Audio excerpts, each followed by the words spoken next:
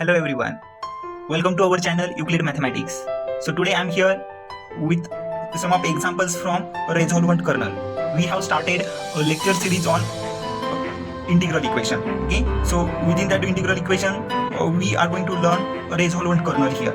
So in my previous video I explained to you all how to find a resolvent kernel by using standard method which is given in our books. Okay, so which is a more important topic in multiple competitive exams. Okay, so in my today's video I will explain to you all a short trick, okay, that you can answer any type of the integral equation and the resolvent kernel within a second only, because this is the easiest trick that anyone can solve easily. Okay, because to make such easy tricks guys, it need a lot more efforts.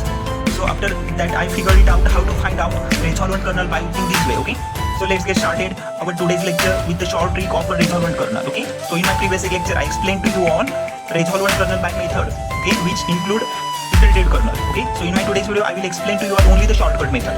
So if you wanted to see whole actual method for finding resolvent kernel, you can check it into my playlist. I added more videos there, and if you have any doubt you can comment me in my comment box. Okay, so let's get started our today's lecture with the resolvent kernel by shortcut method. Okay, so here resolvent kernel I taken here as example k of xt is 1. Okay, so k of xt is given 1, so we have to find resolvent kernel by shortcut method. Okay, so we need to check only the one property as a symmetric. Okay, so you can see that k of xz into k of zt as a k of xt, this property need to hold only. Okay, so what we have to do here, we have to check that property here first. If this property come true, then we have to put this value only into one result. Okay, that is quite easy result that you no need to remember also. Okay, you can answer it by orally only. Okay, so I'm having here k of xz is equal to k of xt is here 1. Okay, now let's verify this property, is it hold or not. Okay, so if it is hold, then move further. If it is not hold, then don't go for further. Okay, but in 99% cases this property hold. Okay, otherwise that integral equation doesn't satisfy then. So it property has to be hold. Okay, if 1% cases are there that we are confused about this, then you have to follow the regular method, okay, which I explained in my previous lecture.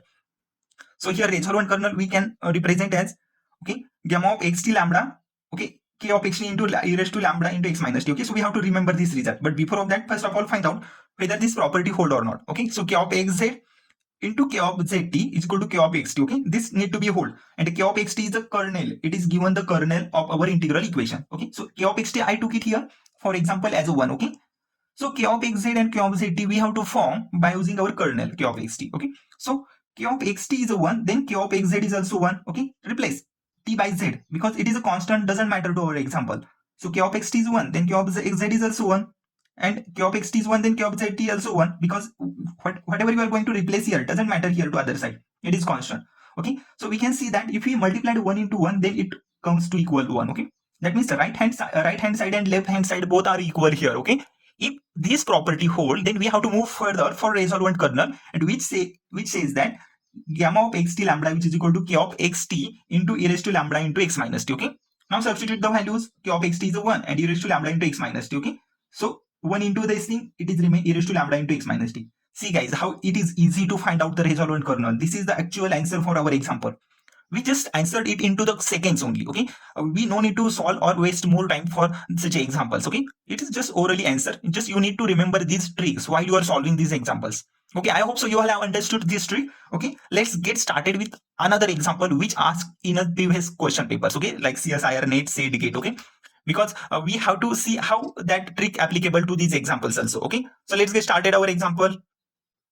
See here guys, in my example number first, which asked in June 2019 for 3 marks. Okay, it's very easy question that we can answer orally only. Okay, and it gives 3 marks without any efforts. So let's read our question.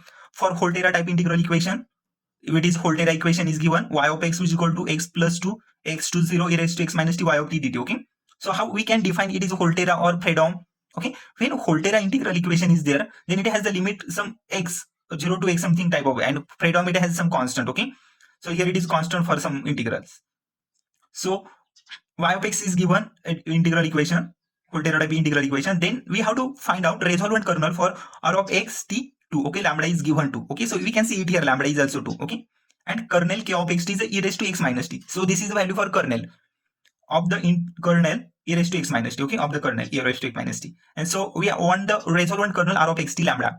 So we can find that solution by two ways. Okay, one is the standard method that which I explained in my previous lecture. Okay, and another one we can go through by short trick. Okay, so in this example I will explain only the short trick, how to apply in our examples. Okay, so k of xt is given e raised to x minus t. Okay, now first task is here just to verify whether this property hold or not. Okay, so k of xz into k of zt is equal to k of xt. Okay, so k of xt is e raised to x minus t. Now let's form k of xz. Okay, that means x remains same. Okay, k of xz I want by using k of xt.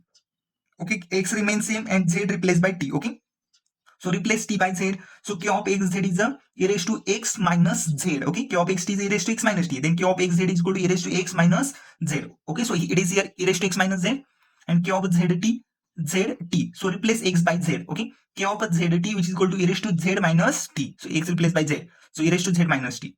Okay, so base are same here, add their powers. So e raised to x minus z into e raised to plus e raised to z minus t. Okay, their power will get added. E raised to x minus z plus z minus t plus z minus z cancel. So e raised to x minus t remains same, and which is equal to our required kernel e raised to x minus t. Okay, so first property, it is hold. This property hold in 99% of examples. So we have to follow this proper condition only. Okay, so now let's move for the second condition. That condition directly give us the resolvent kernel. Okay, so for resolvent kernel we use gamma of xt lambda, and lambda is given 2. Okay, which is equal to kernel k of xt into e raised to lambda into x minus t. So lambda is a 2 here. Okay, kernel k of xt is a e raised to x minus t. Okay, so put e raised to x minus t here and e raised to 2 into x minus t. Okay, so e raised to 2x minus 2t. Okay, 2 multiplied under bracket. So e raised to their bases are same. Okay, add their powers. So e raised to x minus t plus 2x minus 2t. So x plus 2x 3x minus t minus 2t minus 3t, 3 common here. Okay, so gamma of xt lambda which is equal to e raised to 3 into x minus t, which is a required resolvent kernel. See guys how easy that trick is to find out the resolvent kernel. If we follow the method of finding the resolvent kernel, that we have to first of all find out iterated kernel, and after getting n term of iterated kernel we get the resolvent kernel by using result. So it is a quite lengthy process. Okay, so it will take more time. Okay, so that's why this type of a short trick it work very fine in our examples. Okay, so you need to remember such a short trick in your examples. Okay, so I hope so you all have understood my today's lecture. Okay, for similar videos, if you wanted to check similar video, you can check into my playlist. I added more videos there. So if you have any doubt, comment me in the comment section. Okay, so I hope so you all have understood my today's lecture. Thank you everyone. Thank you for my lecture.